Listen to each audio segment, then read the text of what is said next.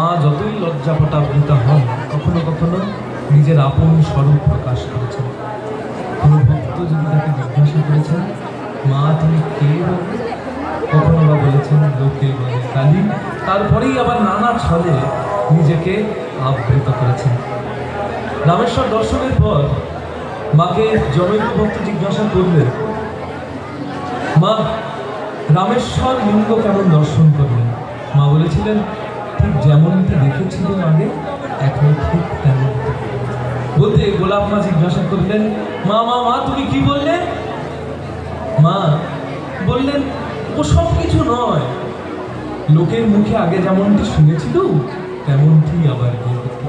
আর আমরা এই গানেও মায়ের সেই আদি প্রকাশ আভাস আমরা পাবো এই গানের মধ্যে।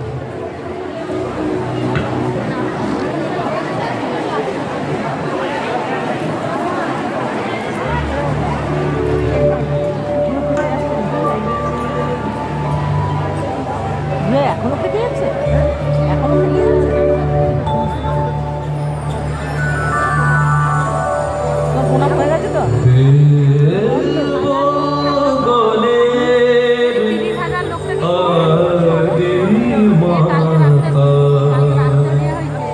তুমি গায়ত্রী